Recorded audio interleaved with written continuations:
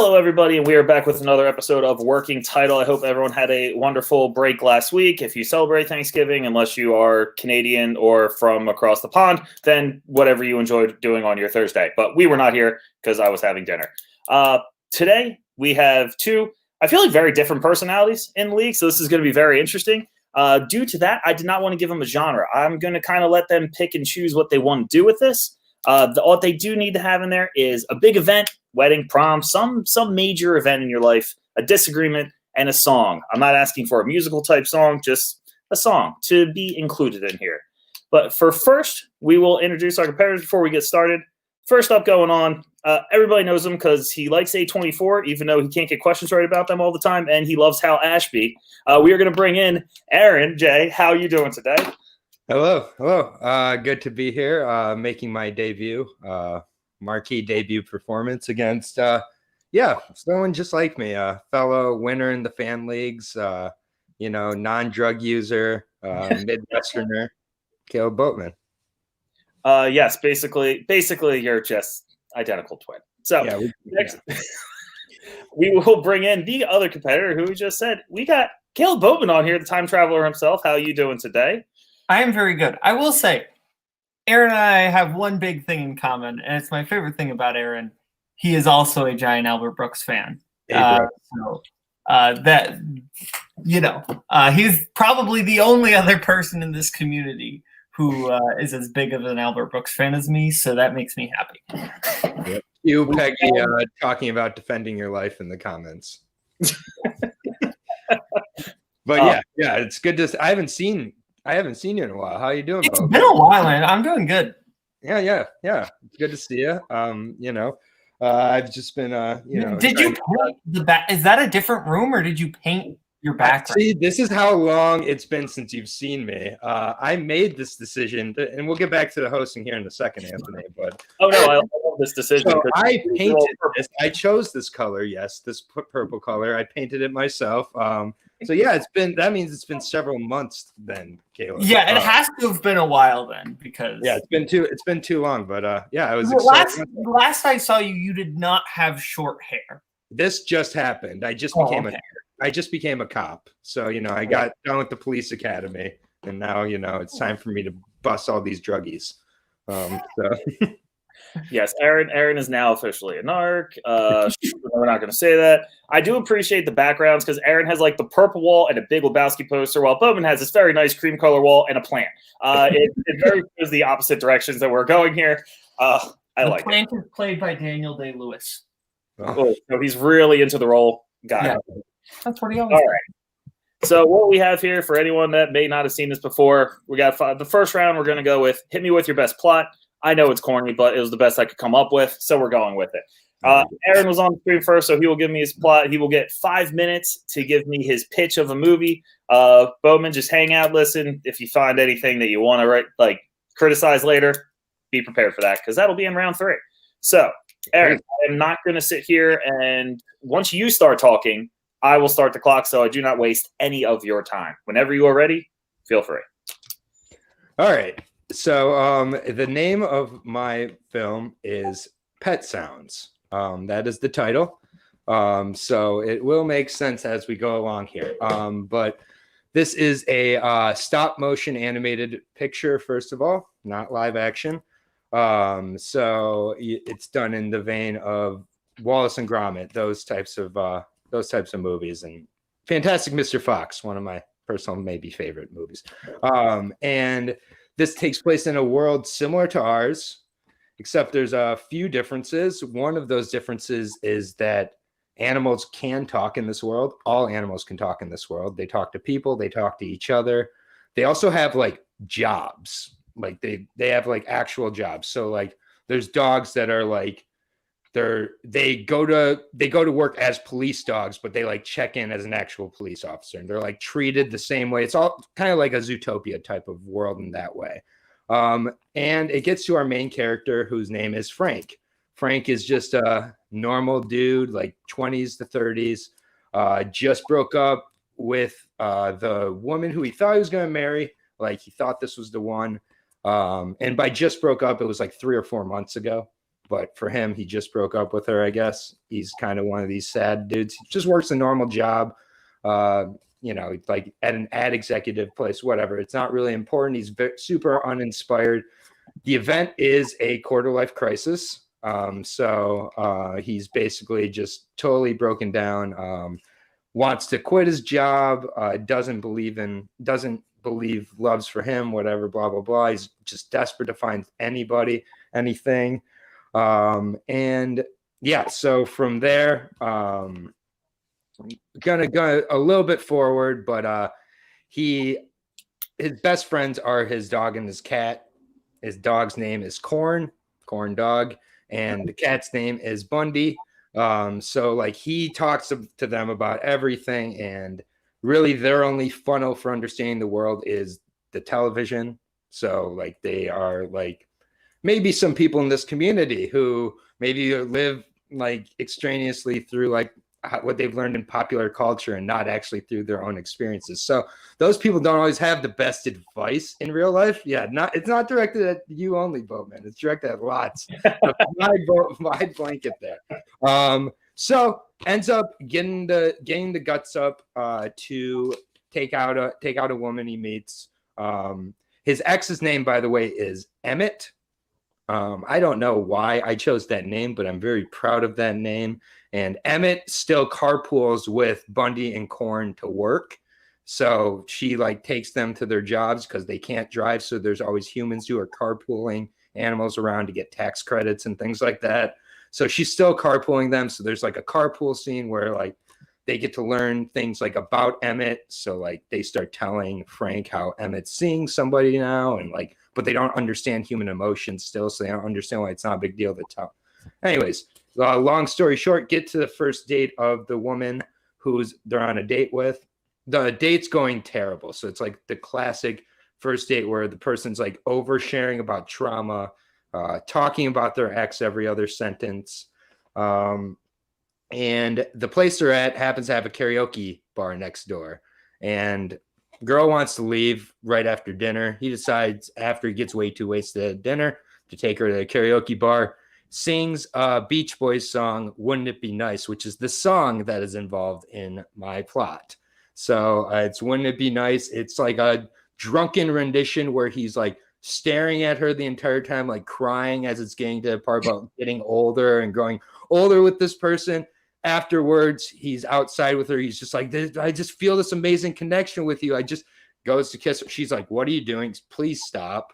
Like this whole time in interludes with the animals, Corn and Bundy are following them around throughout the date, and kind of giving their own commentary. They're getting into their own shenanigans as well. So there's side plots with both Corn and Bundy I can't really get into now. Gets to the end of the date, gets turned down for the kiss completely. And she's like, you have some serious issues you need to work on. And he's like, okay, well, can I call you again at some point? She's like, no, you can't call me again. And kind of gets to the end of the movie, and it's not like the most satisfying conclusion, but he does end up with a hippopotamus therapist. So that is kind of the final scene, is him beginning his therapy. So Pet Sounds. That was very different. I'm kind of intrigued by just creating actually not a Isle of Dogs Zootopia type comedy movie with the pets, by actually creating something that's a little bit more potentially a deeper movie with them, just using them as a little extra. So yeah. I do like that. There's a couple movies that came to my mind as you were just talking, as you said, Zootopia. The Voices with Ryan Reynolds came to my mind a little bit too. Great movie. Like that. So very interesting. I'm intrigued. I like the stop motion. It's one of my favorite types of movie is that. So very interesting. I feel like I'm expecting something very different from Boatman, but I guess we will see. Maybe also as a stop motion pet type movie. So let's find out. Whenever you're ready, I will start actually, it was kind of, hold on, who said that? As you said, Beach Boys, this is what pops up before you even started talking about the Beach Boys. So, well, because Pet Sounds is the Beach Boys album. Yeah, it's like their most. I assumed the title Pet Sounds was going to be like about Brian Wilson or something. No. I just watched it. Yeah, so Pet Sounds works on a couple levels there, Anthony, just so you recognize that. The Beach Boys level and Pet Sounds of the voices of the pets. So it's all coming together now. It takes me a minute. So I got it. All right. Boatman, whenever you are ready, I will start the clock when you start talking. So whenever you feel free. Okay, so my film is called Drama Club. And essentially, this is kind of like, I love the teen movie genre, I love the coming of age movie genre, but a lot of them, like, they kind of focus on the popular kids, and if they don't, it's like the nerdy kids like infiltrating like the popular world, but there's not enough of like an examination of like the nerdy kid subculture, which is the theater kids, which is like this whole subculture that if you're not a part of is kind of wild. And essentially, this whole movie will basically take place at the after party following the big event, which is the major spring play, being the big event. And it'll basically kind of just follow through the night, dazed and confused style. And you've got a ton of, it's going to be an ensemble, ton of different plots going on. You've got basically the main kind of core dynamic, or there are a ton of subplots, is between the characters Anastasia, Boston, and Alex. Now, these were three characters who were kind of all up for the same lead part. The role ended up going to Anastasia, Anastasia is kind of this like the supreme mean theater girl, which if you weren't a theater kid, think Regina George, but like 100 times meaner. Like that's what a mean theater girl is. Kind of the worst. And you have Boston, who is kind of the cheerleader, who is also like into this because her mom's the drama teacher. And then you have Alex, who is more of she's probably the most talented of the three, but she's also the most nice and kind of least pushy, therefore least confident. And there's basically kind of a disagreement about who should have gotten the lead role. Some being pushed by the actual characters, some kind of being pushed by those around them. Some people think Alex should have gotten it. Some people think Boston should have gotten it. Some people think Anastasia should have gotten it. And Anastasia, it basically comes out that Anastasia blackmailed the theater teacher, who she found out was cheating on her husband, and essentially basically blackmailed her into getting the lead role. And there's kind of that whole dynamic. And part of like what would go throughout the movie is there would kind of be this karaoke contest essentially between the three of them that kind of sprouts out. And you would have the cheerleader. She would sing Popular from Wicked. You would have Anastasia. She would be singing Candy Store from Heathers, which if you don't know is just a ridiculously fun evil song. And then to kind of as the climax of the movie, you would have Alex sing On My Own from Les Mis. And there would be all these other plots going on throughout the film. You essentially have Alex's boyfriend Colton trying to find the right time throughout the night to let her know that he's gay. You would have basically another dynamic between the guy who the musical that they were in was Alice in Wonderland. I probably should have said that out front, forgot to add that detail. The guy played the Mad Hatter, Oscar, who's kind of the nerdy, fun, awkward guy, but he's also a little bit high strung. And you've got his girlfriend, who is essentially trying to find a way. His girlfriend is named Riley, trying to find a way to get him to break up with her, essentially, because she doesn't want to do it himself, because then she'll look like the asshole, right?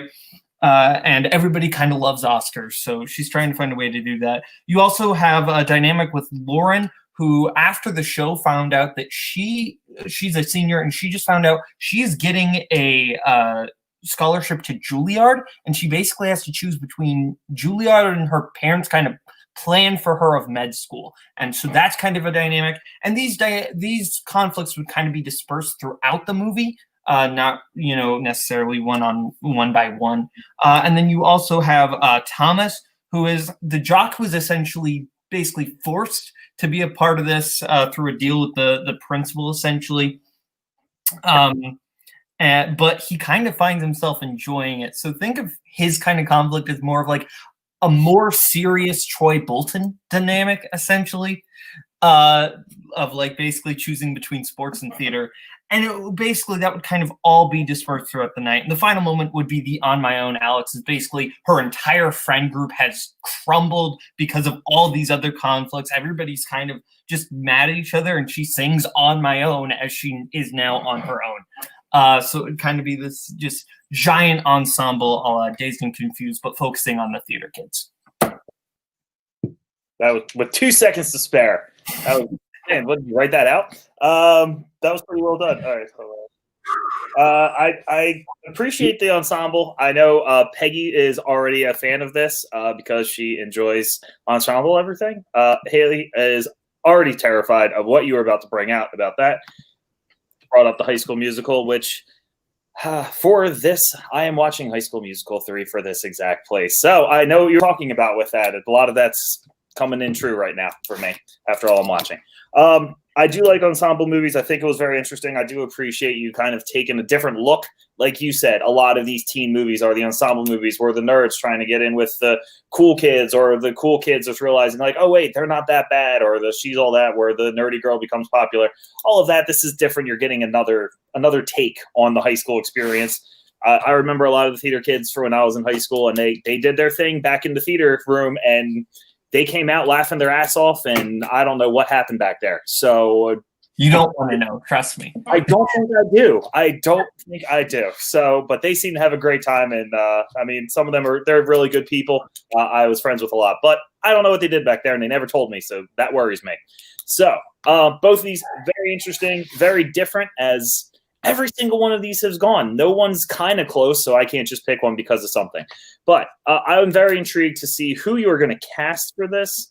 I know both of you have directors. Please, as everyone knows, I know very little about directors. If you know another movie I might know that they directed, that would be super helpful. So, Aaron, you pitch first. So, Boatman, you are going to give me your cast first. Whenever you're ready, I will try my best to write this down. Okay, so my film would be directed by Olivia Wilde. I think she was kind of able to do the teen dramedy very well with Booksmart, and I kind of want to see her handle like a full-on ensemble, not just focusing on two people, just a full-on ensemble. For the kind of three leads, for Alex, the more like the theater girl who is very talented and gets into the fight with the other two. I would have Laura Dreyfus from Dear Evan Hansen and The Politician, and she'd be the one singing On My Own. For the character of Boston, who is the theater teacher's daughter, who's also the cheerleader, I would have Zoe Deutsch, who I think would be a lot of fun, and I'd love to see her do Popular because I think she can kind of have that fake passive-aggressive positivity. For the role of Anastasia, we need someone who can just be ridiculous and have a lot of fun with it and kind of be like just maliciously evil but loves herself for it. I would have Billy Lord working again with Olivia Wilde, and I think that would be a lot of fun. Then for Oscar, the kind of nerdy awkward guy, I would have Skylar Gisondo, also from Booksmart. For his girlfriend Riley, I would have Catherine Langford from 13 Reasons Why. For the role of Lauren, the girl who has to choose between Juilliard and med school, I would have Caitlin Dever, also from Booksmart. And from Booksmart, we have Booksmart. And for the role of Colton, the guy who's breaking up with or trying to find a way to tell Alex he's gay, I would have Tony Revolori. So kind of just an ensemble of a lot of the most talented young actors working. Oh, and for Thomas, the jock who kind of has to choose between sports and drama, I would have Kelvin Harrison Jr. from Waves. Okay. And that would kind of be the essential cast. You could get some other minor actors in there, but essentially that would be the main like ensemble of all the lead actors in there. Just some of the most talented young actresses working today. All right, very good. I do understand the director, and I do know Booksmart, so I do know a lot of these people. Billy Lord, I love Billy Lord. The American Horror Story really got me kind of interested, and I thought she was really great in that. And there's a lot of other things in Booksmart, she was hilarious and she's fantastic. So I like the casting. There's a couple people I don't know as well, but I will obviously look them up and check it out. Tony Revolori, I think he's great and dope. He was fantastic. Every movie he's in, he's awesome. So I think he would be a good, interesting addition to add to that. So very good cast. I like it. You definitely have a solid younger ensemble piece when most people are about 35 pretending like they're still in college as ensembles. So a little different. You're actually getting younger people to play a younger ensemble. So Aaron, I'm very intrigued to see who you got for some of these voices. So who do you have directing this? I mean, director, not going to be a surprise here. It's Wes Anderson. He's completing his stop motion animated trilogy here, starting with Fantastic Mr. Fox, Isle of Dogs, and ending with Pet Sounds here. So can be called the Pet Sounds trilogy, even though it's like not necessarily, this one isn't necessarily the most important. It's not connected at all to the other two. And so originally I kind of had a writer in mind, but I'm actually going to leave the writer alone at this point, actually, because I think that I'd like it to be written in the vein of like a Kaufman-esque story. So something like Eternal Sunshine, something that's a little more existential, something that's a little heavier, but I want it to also have a little more of a comedic tone to it than something so heavy like that. But Frank, he's our lead. So I was back and forth between a couple people on several of these roles. I won't keep it a secret. But Frank, I did end up going with Seth Rogen. So I just think it'd be very entertaining to see a very toned down, muted Seth Rogen for much of the film, especially in the beginning when he's very uninspired, very alone. He's going to be channeling a lot more of a socially awkward side of himself than like the funny, giggly stoner guy. So I think this would be a way he could really play against type and not have the distraction of seeing Seth Rogen as he was trying to play against type, maybe with the animation here. So I think it could work. Emmett, his ex-girlfriend, she's played by Ali Wong. Just one of my favorite comedic presence in general. And she also can play a very, very strong character. And she is the ex in this situation. So there's going to be a few kind of moments where she really has to stand her ground with both Korn and Bundy, which brings me to Korn, the dog. Korn, the dog, played by somebody who I've been told that I represent in a lot of ways, or resemble, I should say, in a lot of ways, in one of his roles on Always Sunny. And that's Charlie Day. He plays Korn. So Korn is a chaotic ass dog. He's always freaking out. He's not like, he's got the best of intentions, but yeah, he's going to bring a lot of like good intentions, but not always the best advice. And just like, he's wild. Bundy is the cat, named after Ted Bundy, which this guy, Frank, does bring up on the first date and get a reaction similar to that when he brings that up on the first date with who I'll get to, Jenny, his date. But Bundy is played by Diane Keaton, and she's just an older cat. She's a little more reserved. She's catty. Thank you. And yeah, so I just think that the dynamic between Diane Keaton and Charlie Day, just in general, when they're going off and trying to work together and just working in completely different ways, kind of applies to everything with Charlie Day and Diane Keaton. So, and just the dynamics between the three of them, like in their apartment talking, Seth Rogen, Diane Keaton, Charlie Day, I see a lot of really good moments there. Jenny is the Tinder, Bumble, Hinge girl that he finds that will put up with his chats and then go out on a date with him. She's played by Awkwafina, who just doesn't work enough in general. And there might be an aspect in this where Frank is hesitant to date her because she looks a lot like Emmett, sounds a lot like Emmett, and is he this Jew with maybe some yellow fever? And that's going to be definitely dove into in this movie. It's a thing within our culture that we don't talk about what we talk about. You'll see a lot of nerdy Jews with super hot Asian wives. So we're going to talk about that a little bit in this movie. And it's just another added element of Frank when he's thinking, when he should just be in the moment, being like, let me just go on a date and not think about marrying this person or why, it's like, why are they attracted to me? Why am I attracted? There's just like all sorts of weird shit that Frank's going to go into in this movie. So Frank's best friend is named Joe, we'll say. He's played by John C. Reilly. So he's always definitely looking on the bright side of everything, trying to just go out and have some fun. Like he's just always mentioning a million things, and Frank's like hearing it all but not taking it all. And he's like, go to karaoke at some point once you get to know someone. And like he takes that as go to karaoke the same night as you go out to dinner the first night. Then like that's where he gets the idea to go to karaoke. And then throughout, I have a bunch of other cast members. His boss, Mark Hamill, plays him. I'm going to let Mark Hamill choose what kind of character he wants to do for this voice, but Mark Hamill is an amazing talent, so I want him involved. 3 main coworkers, none of which like Frank: Zoe Kravitz, Kate McKinnon, and or Caitlin Olsen, actually. Sorry, from Always Sunny.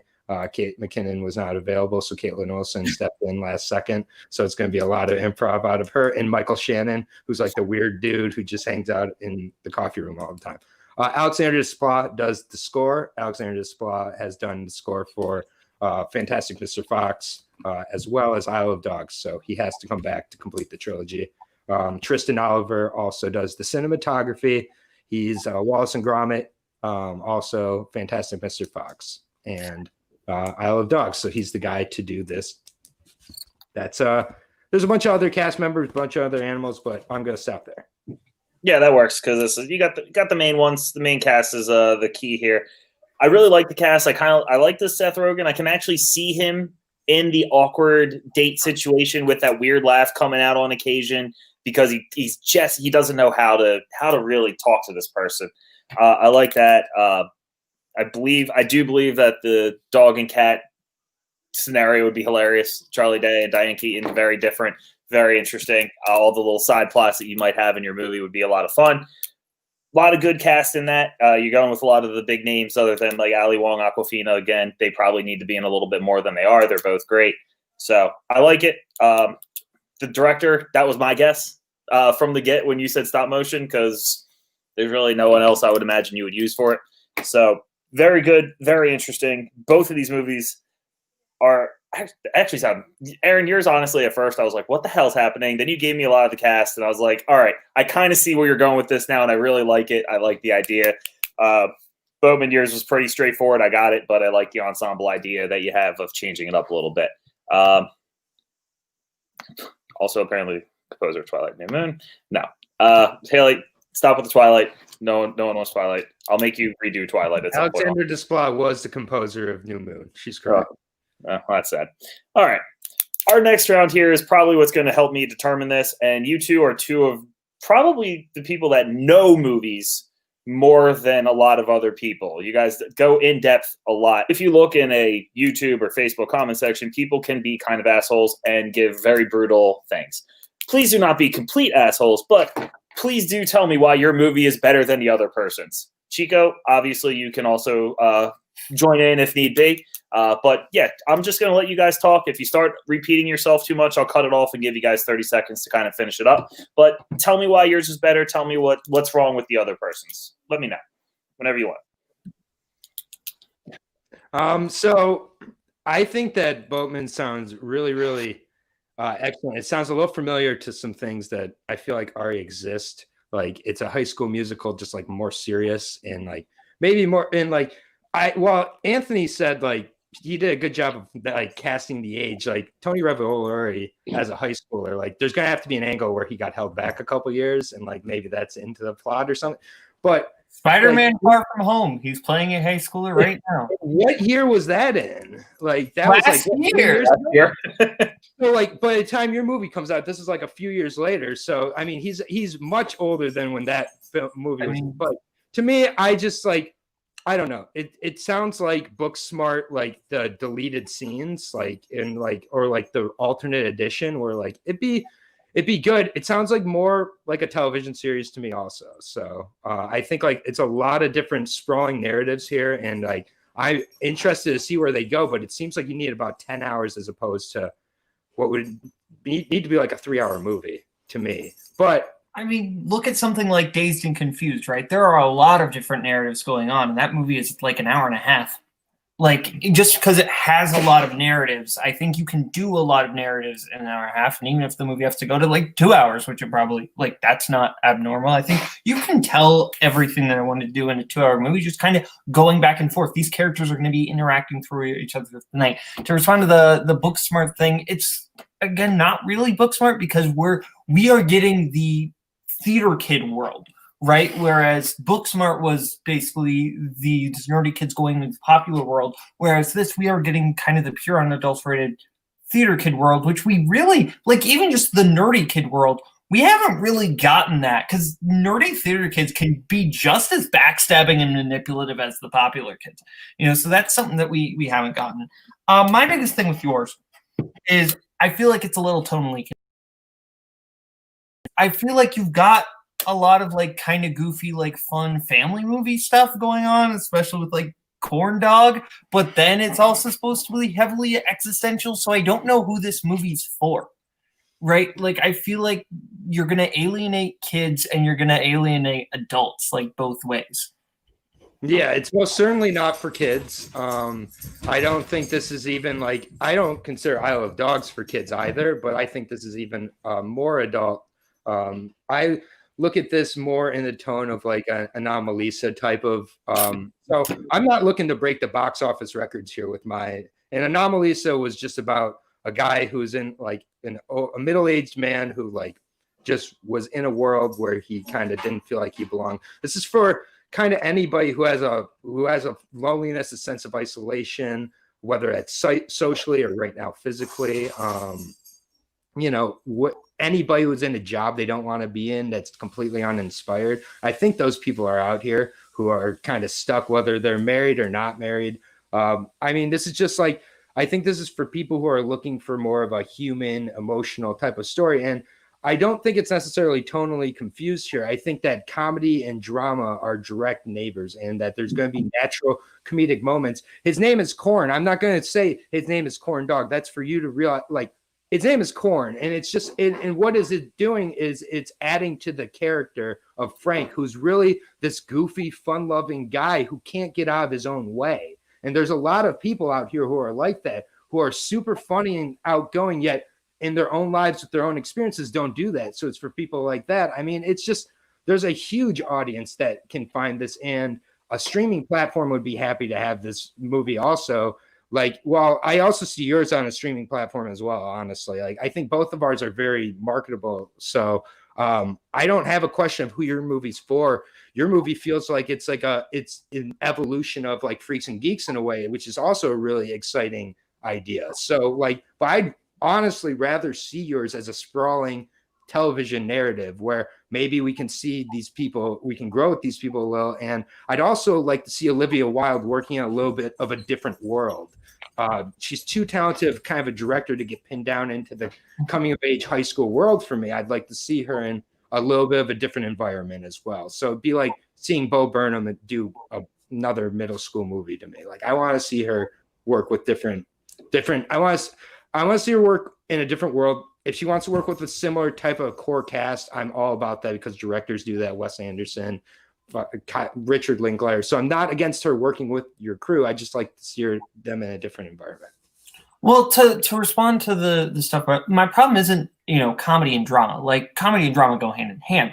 But you've got kind of this like cartoony talking animal world with this mix of existentialism. And I feel like you're kind of going to undermine the existentialism by putting it in this very unrealistic world. You compared it to Anomalisa, but what Anomalisa stayed in a very realistic environment, whereas this feels like a very cartoony world that is also going to be existentialist, but you've also got the comedy. So I feel like you've just got too many different tones going on here that I think the cartoon is going to take people out of the existentialism, and it's going to make it feel not realistic. And the existentialism is going to make the cartoon stuff feel too over the top.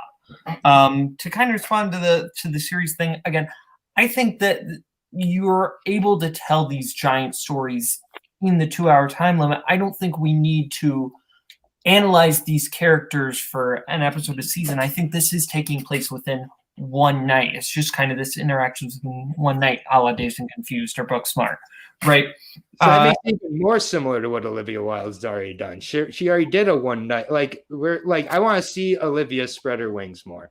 I think there's a more dynamic idea out there for Olivia Wilde than this. And just last part on going back to the tonal thing. In this world, the people within this world are not always like, whoa, there's a dog talking. The dog, like, it is treated as part of this world in this movie. So it's for the I'm putting a lot of trust in my audience that they have a maturity that they can get used to the world that is here. So it's a risk. It's not a safe picture here, but it's a risk. And the risk is some people are going to be like, I just couldn't get out of it feeling like it's Zootopia, and it was trying to make me think at the same time. Like, I couldn't do it. Like, while other people, the people within this world, though, do not treat it as a joke. They treat these animals as members of their society. But there's the animal natures that play into the animals that make for naturally funny, awkward social situations to continue to occur in this world. So I think that's good. I don't have any other complaints on him. Solid here, so I'm going to give each of you just a quick 30. I'm not timing this, but like a quick 30 seconds. Just give me like a final say about why you think yours would be the better movie. Boatman, you want to go first? Sure. Yeah, I think, you can say Olivia Wilde might be, this might be similar to what she's done, but like, that's how we know she'll do it right? Like, I think that's how we know that we've seen that she's able to do something similar, but not exactly the same. And this is a completely different world. We haven't seen this represented, and I think Olivia Wilde is the perfect person to represent it, right? You've got all these different narratives and characters that someone's going to find someone to relate to, which is kind of important in these teen movies because it does kind of feel like, especially when you're in high school, you kind of feel alone. Just most of the time, it doesn't matter where you are. So I feel like this is going to be an emotional catharsis for people. And I think that's going to be kind of important. And this is the type of movie I wish I could have had in high school. Like, it really is. It's slightly based some things on real life, my high school theater club, not lying. But I think, it's overall, this is going to be like, just kind of a really unique world. It has similarities in that it's in one night, but ultimately it's a different story, and that's what matters. Awesome. All right. Using the big words that I got to go and look up in my phone here real quick. Aaron, go ahead. Just to finish the closing statement. It's really cool, this show. I'm a big fan now of this show after going through it here. And I'm glad I had a really good partner in Boatman to bounce off here, because everything he said I can say for my movie, down to the loneliness, down to the relatability, down to wishing at a certain point in my life I had this movie. So, and down to maybe adding a little bit of my own personal experience with some bad dates I've had in my life, and maybe some oversharing or things I've done at previous points in my life, maybe hypothetically. So like, it's really interesting, and it really does come down to, you're right. We do know that Olivia Wilde can do the one night high school outcast movie where it's people who don't normally get shine.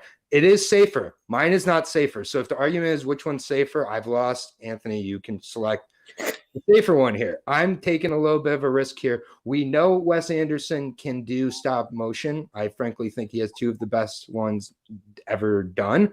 And both of them were very different. This one is going to also be very different. And there are so many people out there, I think, that can relate to it. Little kids, maybe not. This is probably not for them. I'm not sure how many little kids have seen any Wes Anderson movies. So maybe Moonrise Kingdom is the only one they've maybe seen. And you were a different little kid. You were a cool little kid. Most little kids. I watched Fantastic Mr. Fox. Exactly. And this is a little more adult than Fantastic Mr. Fox, just because there are more humans involved in this. But Fantastic Mr. Fox is one that you could revisit throughout your life as you get older, Boatman, and realize how that kind of transitions with your life. I think this can be a similar type of thing. So I just think there's a big audience that will relate to this movie. I think that there are going to be multiple emotions felt. I feel that people will laugh and cry at different points. There will be people who don't understand and just call it the movie with a bunch of talking animals with jobs movie. Like, there's going to be the people who don't get it. It's going to be a risk, but I think it will be a really worthwhile experience and something I'd love to see. So yeah, that's it. That was great. Both of your arguments were fantastic. You guys really came at, not at each other, but at the movie in the way that is what a critic would do. Is, here's an issue I find with that movie. It wasn't like some people kind of just going at the one thing over and over again. This is why I was really glad I got you two on here, because you both know movies really well and you know the in-depth parts of the movies. So going through this again with the critic's choice, as I've also dubbed this, I don't know, I made up a bunch of stupid names for this because I kind of had to. So both these movies are fantastic, and I would really like to see both of them. They are both very different. They are both movies that I have seen in my life and enjoy. I like the ensemble movies. Maybe, like, some of them are great, some of them are a little too much. You are correct. It does. Aaron said it might be good as a TV show, but Bob and I agree. You can do this in like a 2 hour, hour and a half movie. It's been done before. There's a lot of stuff going on, but you do have it in one small space, and you can have background stuff happening as the foreground might have something else important. Aaron, your movie, I'm not going to lie, this is kind of up my alley. I really like this. Isle of Dogs, I absolutely love that movie, and I get what you're saying. The Fantastic Mr. Fox seemed a little more for kids. Isle of Dogs, I agree. I don't really think it's for kids. I really appreciate it, and there are parts of that movie that really are just like, damn, like that, you feel that. And this movie that you have, it is a stretch. It is something that is going to be difficult to really get done, and some people are not going to understand it. They're going to be like, oh, cool, it's a Zootopia 2, and they're going to watch it and really have an issue with what's going on. But that is a movie that sometimes people need. Both these movies are movies I think people could really use in their life. In my final opinion here, both these movies are great. This is obviously going to go towards the poll because my opinion means absolutely nothing, because my taste in movies is really, really awkward and weird. But for this one right now, Boatman, I love your movie and I think it's great. It just is a little outside of what I would be used to in like the high school. And Aaron, I would listening to it. I love the stop motion. I love the Isle of Dogs.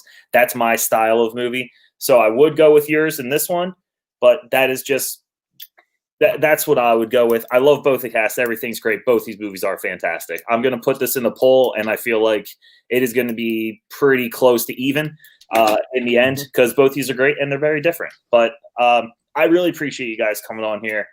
Aaron, I'll start with you. Did you enjoy this? Anything else you might want to try to pitch, or any genres, types of movies you might be interested in another time?